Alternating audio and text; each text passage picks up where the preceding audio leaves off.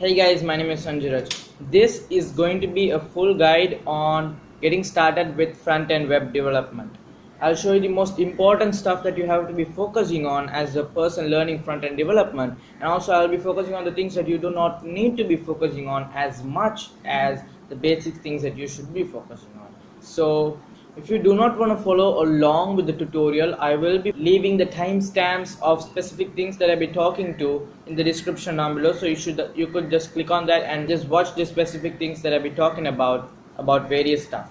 Also, when you're learning front-end development, you have to know where you're going to be learning them without going from tutorial to tutorial. So I'll be leaving the resources that you could learn specific stuff that I'll be talking about in the description down below, as I can be talking about in this video, as this is going to be a guide on what you should be learning. And also I have a video on how to learn code for free if you're going in that route, which I'll leave to in the description down below as well. And let's get started. On the first thing, what I want to talk about is what's the difference between front end and back end. Front end is basically the client side of the website. So whatever you see in the website, which is going to be just a button or a link or a slideshow or the footer or any kind of text, which is going to be the client side of the website. So basically this is built up of two core parts, which is going to be HTML and CSS. HTML and CSS are the building blocks of a website. HTML is kind of like the tags. So if you see a button on a website, it is going to be a HTML tag. It's going to be a button tag on HTML. If you see that colored, if you have different backgrounds on that, if you have different fonts used, this is going to be styled using CSS. CSS can be complicated when you're trying to learn it, but CSS is going to really help you out when trying to beautify stuff in HTML. So HTML and CSS are the building blocks of a website which you have to be learning. So the amount of time that you have to spend, which I would recommend if you're really serious about it, you could put on the hours. You could actually learn HTML and CSS and become pretty comfortable with it around in a month or so. But if you're trying to specifically break your schedule up in order to learn web development and you already have some stuff that you should be focusing on, you could spend around 2 to 3 months learning web development. Now, right after HTML and CSS, the stuff that you have to be focusing on is a programming language that will help you in order to put some functionality to your website. Now, if you have a website that just has some, let's just say you put a lot of time into making your website look really good, like stuff like websites in awards.com, which has award-winning websites. If you have those websites, you don't have any functionality to those websites, it's no use. So you could use a programming language, which is a core programming language now in web development, is going to be JavaScript. You need to learn the basics of JavaScript, stuff such as classes, constructors, variables, data types, extending them, importing and exporting data, and integrating with an API. You should be learning all those important things to move forward in web development, because mostly beginners just get started with JavaScript. They get fixed to one point, stuff such as learning API handling. They go on to that road without learning the basics of JavaScript. So if you want to move towards JavaScript and towards web development, front-end web development, you have to know the basics of front-end web development and JavaScript. So right after you have learned HTML and CSS, which are the building blocks of a website, then you added functionalities such as animations, slideshows, API integration, all those kind of stuff through JavaScript. You have to learn a version control system or a source control system, which is kind of a platform to store your code in order to get versions of your code, as the name says.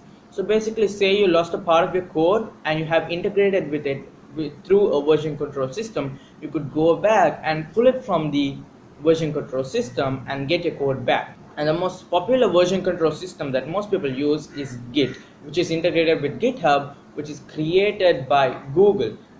So you could basically put your code into Git through a repository, and you could push it to GitHub, which stores your code online, which you could kind of have it as a system to show off your code and actually show your clean code to if you're looking for a job. Now you have learned version control system in order to store the versions of your code online. Now you have to make sure that the front end of your website is actually optimized for best performance. Now there's a lot of ways you could go about this, but the main thing I would say is using preprocessors. Now for CSS, when you're loading up CSS, if you have lots of CSS in your website, it's hard to load up when you host it in a server. So you have to make sure that your CSS is very lightweight. This is where SaaS comes into place. SaaS is kind of a preprocessor which actually compiles your CSS, puts it into a small format which actually contains all of your CSS, puts it into a small format, then updates your code with that format, which loads up your website more faster. So if you look into front-end development optimization, this comes very important into play. You just creating a website with lots of animations, and you host it on a web server, and you host it, and it takes so much time for the people to just access your website, which is not going to be okay. So you always want to make sure that your front end is optimized as best as possible. Now going further into SaaS actually has more things than CSS.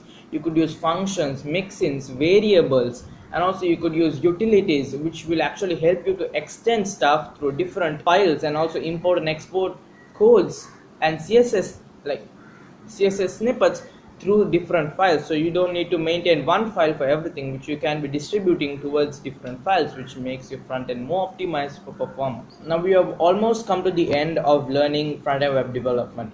Now we have learned HTML and CSS. You know how to put functionality to your website through JavaScript. You know version control in order to get versions of your code from online. You also know about GitHub. You know preprocessors such as SaaS in order to make your front end more optimized in terms of performance. Now is the most important part when you're getting serious about Java. If you're serious about web development, this is going to be JavaScript frameworks. Now there are a lot of JavaScript frameworks, but there are three main JavaScript frameworks that I'm sure you might have heard of if you're looking into web development, basically front end. These are going to be React, Angular, and Vue. React is going to be a library which is created by Facebook. Angular is a framework created by Google, and Vue is a framework created by a person who worked in Angular. So you could kind of see a circle of how people created the frameworks and but regardless, if you're looking into getting started or getting really serious about front-end development, you might be looking into freelancing or creating your own websites and building kind of a business or fun. Learning a front-end framework is very essential. Now you might have a question, why can't we do the same thing that we're doing in a framework with vanilla JavaScript, which is going to be plain JavaScript? But it's just like taking a long route, then you can take a shortcut and do the same thing with it.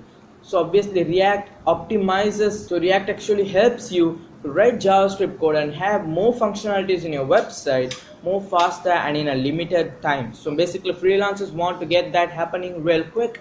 So if you want to get into JavaScript frameworks, you could look into React, Angular, and Vue.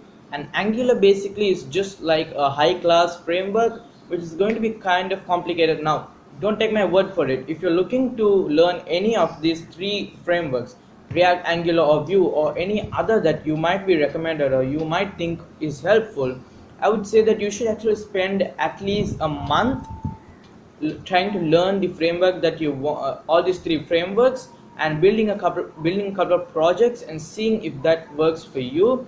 And if you're pretty comfortable with it, you could continue your front-end web development career in that actual framework. So you say you chose React, you could actually select a stack if you're going further in web development, such as learning a back end and becoming full stack developer. You could choose a stack such as a MERN stack. It's going to be compiling MongoDB, Express, React, and Node.js. You could choose a stack which is going to improve your skills as a web developer.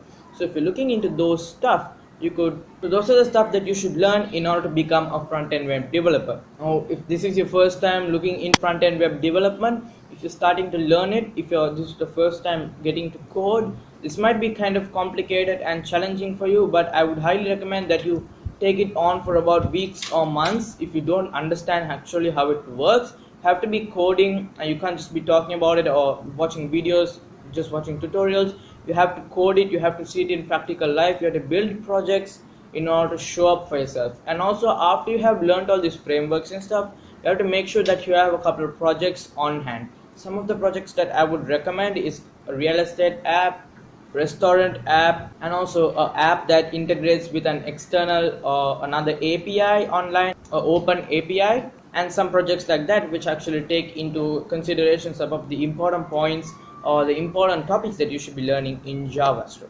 So there you have it, guys. These are the things that you should focus on and the stuff that you should not focus on as much if you're getting into front-end development. If you're getting into front-end development, some of the resources I would put it in the description, so you don't need to find yourself there and here. Just tutorial by tutorial, but I would highly recommend that you watch tutorials and code together with them in order to kind of get the hang with it and learn how clean code and how people code in order to improve your skills in front and web development. That's about for the video, guys. If you love this video, please leave a like. That would actually help me a lot.